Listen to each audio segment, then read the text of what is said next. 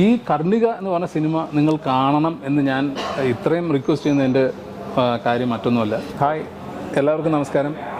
ഞാൻ നിങ്ങളുടെ സ്വന്തം വിയാൻ. ഇപ്പോൾ കർണിക മൂവിയുടെ പ്രൊമോഷൻ ഷൂട്ടിൻ്റെ ഭാഗമായിട്ടാണ് ഞാനിപ്പോൾ നിങ്ങളുടെ മുന്നിലിരിക്കുന്നത്. ഒരുപാട് സന്തോഷമുണ്ട്. ഒരു സിനിമയിൽ അഭിനയിക്കുക എന്ന് പറയുന്നത് കുറേ നാളത്തെ ഒരു ഭയങ്കര ഒരു സ്വപ്നമായിരുന്നു. പക്ഷേ ഒരു സോഷ്യൽ കോസുള്ളൊരു പടത്തിൻ്റെ ഭാഗമാകുക എന്ന് പറയുന്നത് എന്നെ സംബന്ധിച്ച് ഇരട്ടി മധുരമാണ് സത്യം പറഞ്ഞാൽ. ഈ സിനിമയിലേക്ക് എത്തിപ്പെട്ടത് ഇതിൻ്റെ project designer sir Sohan Roy ആണ് എന്നെ ഈ സിനിമയിലേക്ക് വിളിച്ചത്. ഞാൻ എൻ്റെ ഒരു തമിഴ് പടത്തിൻ്റെ ഷൂട്ടായിട്ട് ചെന്നൈയിലായിരുന്നു ആ സമയത്ത്. ഇതിലേറ്റവും അവസാനം ജോയിൻ ചെയ്തിട്ടുള്ള ഒരാളാണ് ഞാൻ.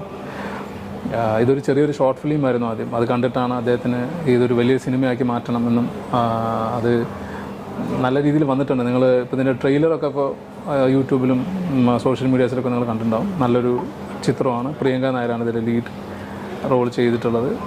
അരുൺ വെൺപാലയാണ് ഡയറക്റ്റ് ചെയ്തിട്ടുള്ളത്. ഇതിലെൻ്റെ ക്യാരക്ടറിൻ്റെ പേര് സിദ്ധാർത്ഥൻ എന്നാണ്.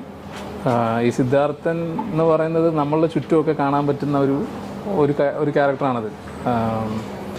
അതായത് മനസ്സിലൊരാളെ ഒരുപാട് ഇഷ്ടം തോന്നുക, പക്ഷേ സ്നേഹിക്കപ്പെടാൻ ഭാഗ്യമില്ലാത്ത ഒരു ക്യാരക്ടറാണ് ശരിക്കും ഈ സിദ്ധാർത്ഥൻ. അത് അഭിനയിച്ച് ഫലിപ്പിക്കാൻ ഭയങ്കരമായിട്ട് കഷ്ടപ്പെട്ടു എന്നൊന്നും ഞാൻ പറയുന്നില്ല. ഒരു സാധാരണ ഒരു ക്യാരക്ടറായിരുന്നു, പക്ഷെ അത് അത്യാവശ്യം കുഴപ്പമില്ലാത്ത രീതിയിൽ ചെയ്യാൻ പറ്റിയിട്ടുണ്ട്. സ്നേഹിക്കപ്പെടാതിരിക്കുന്ന ഒരു കാമുകൻ എന്ന് പറയുന്നത് എനിക്ക് തോന്നുന്നത് നമ്മളെല്ലാവരും ഒരിക്കലെങ്കിലും നമ്മുടെ ജീവിതത്തിൽ അതിലൂടെ കടന്നു പോയിട്ടുണ്ടാകും. കാരണം നമ്മളൊരാളെ ഇഷ്ടപ്പെടുന്നു, പക്ഷേ നമ്മൾ അവരിൽ നിന്ന് ഇഷ്ടം നമുക്ക് കിട്ടുന്നില്ല എന്ന് പറയുമ്പോൾ അതിനൊരു വിരഹമാണത്. പക്ഷേ അതൊന്നും മനസ്സിൽ കണക്ക് കൂട്ടാതെ സ്വന്തം പ്രണയിനിക്ക് വേണ്ടിയിട്ട് അവസാനം വരെയും കൂടെ നിൽക്കുന്ന ഒരു ക്യാരക്ടറാണത്. എനിക്ക് തോന്നുന്നു ഈ ഒരു സ്ക്രിപ്റ്റ് ഡെവലപ്പ് ചെയ്യുന്ന സമയത്ത് വളരെ ചെറിയൊരു ക്യാരക്ടറായിരുന്നു അത്. അത് വലിയൊരു പ്രാധാന്യമുള്ളൊരു ക്യാരക്ടർ ആയിരുന്നില്ല എന്നാണ് എനിക്ക് തോന്നിയിട്ടുള്ളത്. കാരണം പറഞ്ഞ ഡേറ്റ്സിനെക്കാട്ടിലും കൂടുതലാണ് ഈ സിനിമയ്ക്ക് എനിക്ക് കൊടുക്കേണ്ടി വന്നിട്ടുള്ളത്. കാരണം 4-5 ദിവസത്തെ ഉണ്ടാവുള്ളൂ എന്ന് പറഞ്ഞിട്ട് അറൗണ്ട് ഒരു 23-24 ദിവസത്തോളം ആ ക്യാരക്ടർ, അതായത് ഡയറക്ടർ ഈ ക്യാരക്ടർ ഡെവലപ്പ് ചെയ്തുകൊണ്ടിരുന്നു. കാരണം പ്രിയങ്കയായിട്ടുള്ള കോമ്പിനേഷൻ സീൻസായിരുന്നു ഇതിൽ കൂടുതലുള്ളത്. അപ്പോൾ ഒരു പ്രത്യേക ഒരു ഭാഗമായിട്ടാണ് ഈ സിനിമയിൽ പോയിക്കൊണ്ടിരിക്കുന്നത്. പക്ഷേ ഇതിൻ്റെ ഒരു മെയിൻ ജോണർ എന്ന് പറയുന്ന ഒരു ഹൊറർ മിസ്റ്റീരിയസ് ത്രില്ലർ വിഭാഗത്തിൽ പെടുന്ന ഒരു സിനിമയാണ് കർണിക. അപ്പോൾ അതിൻ്റെ കൂടെ ഒരു പാരലലിൽ പോകുന്ന ഒരു ട്രാക്ക് കൂടിയാണ് ഈ എൻ്റെ ഒരു ക്യാരക്ടർ എന്ന് പറയുന്നത്. സിനിമയിൽ കിട്ടുന്ന ലാഭം ദുരിതാശ്വാസ നിധിയിലേക്കും അതുപോലെ തന്നെ കുട്ടികളുടെ പഠനത്തിന് വേണ്ടിയിട്ട്, മാതാപിതാക്കൾ മരണപ്പെട്ട കുട്ടികളുടെ പഠനത്തിന് വേണ്ടിയിട്ട് ചിലവാക്കുന്നു പറയുന്നു. അപ്പം അതൊരു വലിയ കാര്യമല്ലേ?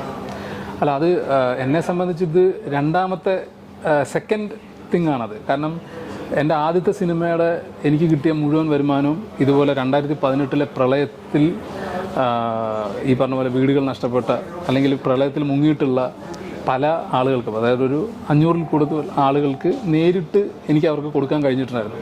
പക്ഷെ എൻ്റെ ഒരു പ്ലാൻ എന്ന് വെച്ച് കഴിഞ്ഞാൽ ഈ പറഞ്ഞതുപോലെ നമുക്ക് ആദ്യം കിട്ടുന്ന ഒരു എമൗണ്ട് ഏതെങ്കിലും ഒരു ഓർഫനേജിനായിരുന്നു ചിന്തിച്ചിരുന്നത്. പക്ഷേ ആ സമയത്താണ് പ്രളയം വന്നത്, അങ്ങനെ നേരിട്ട് കൊടുക്കാൻ പറ്റി. പക്ഷേ ഈ സിനിമയും അതുപോലെ ഈ വയനാട്ടിലുള്ള ദുരന്തത്തിലുള്ള കുട്ടികളുടെ വിദ്യാഭ്യാസത്തിന് വേണ്ടി ചിലവാക്കുന്നു എന്ന് പറയുന്നതിൽ ഏരീസ് ഗ്രൂപ്പിനൊരു വലിയ ഹാറ്റ്സ് ഓഫ്.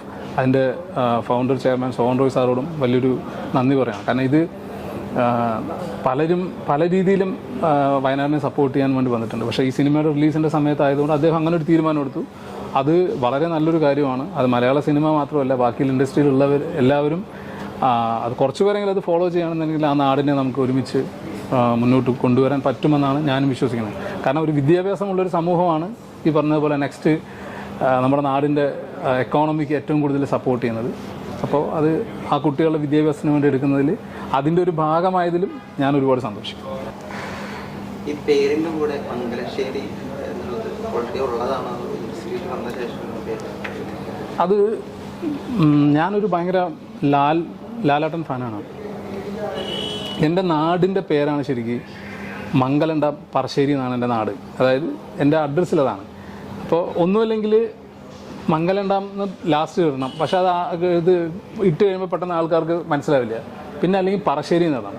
അപ്പോൾ അങ്ങനെയാണ് എൻ്റെ ഒരു കസിൻ ബ്രദറാണ് പറഞ്ഞത്, ഇത് രണ്ടും കൂടെ ക്ലബ് ചെയ്തിട്ട് നമുക്കൊരു മംഗലശ്ശേരി ആക്കി കഴിഞ്ഞാൽ മംഗലണ്ടാമിലുള്ളവർക്കും ബുദ്ധിമുട്ടുണ്ടാവില്ല, നിൻ്റെ പറശ്ശേരിയുള്ളവർക്കും ബുദ്ധിമുട്ടുണ്ടാവില്ല. അങ്ങനെ ഇത് രണ്ടും കൂടെ ക്ലബ് ചെയ്തിട്ടാണ് മംഗലശ്ശേരി. അതായത് സിനിമ എന്ന് പറയുന്നത് വലിയൊരു വ്യവസായം തന്നെയാണ്. അതിനെ 2 കൈ നീട്ടി സ്വീകരിക്കേണ്ട ആൾക്കാർ നിങ്ങളൊക്കെ തന്നെയാണ്. ഇതിലൂടെ പല സിനിമകളിൽ കൂടെ പല ആളുകളും പുതിയതും പഴയതുമായിട്ട് നിങ്ങളിങ്ങനെ കണ്ടുകൊണ്ടിരിക്കുന്നുണ്ട്. പക്ഷേ ഈ കർണിക എന്ന് പറഞ്ഞ സിനിമ നിങ്ങൾ കാണണം എന്ന് ഞാൻ ഇത്രയും റിക്വസ്റ്റ് ചെയ്യുന്നതിൻ്റെ കാര്യം മറ്റൊന്നുമല്ല. ഇതിൻ്റെ പ്രോഫിറ്റിൻ്റെ 1% പോലും ഇതിൻ്റെ പ്രൊഡ്യൂസറുടെ പോക്കറ്റിലേക്ക് പോകുന്നില്ല. ഇത് നമുക്കറിയാം, നമ്മൾ ഈ അടുത്ത കാലത്ത് കണ്ടിട്ടുള്ള ഏറ്റവും വലിയ ഒരു ദുരന്തമാണ് നമ്മുടെ വയനാട് സംഭവിച്ചിരിക്കുന്നത്. അപ്പോൾ അവിടെയുള്ള കുട്ടികളുടെ വിദ്യാഭ്യാസത്തിന് വേണ്ടിയിട്ട് അദ്ദേഹം കൊടുക്കാമെന്ന് തയ്യാറായിട്ടുണ്ടെങ്കിൽ അതിൻ്റെ ഭാഗമാകണമെന്ന് ഞാൻ റിക്വസ്റ്റ് ചെയ്യുകയാണ്. അതിന് നിങ്ങൾ ഈ സിനിമ കാണണം. നിങ്ങൾ കണ്ടു കഴിഞ്ഞാൽ നിങ്ങളും അതിൻ്റെ ഒരു ഭാഗമാണ്. അത്രേ ഉള്ളൂ.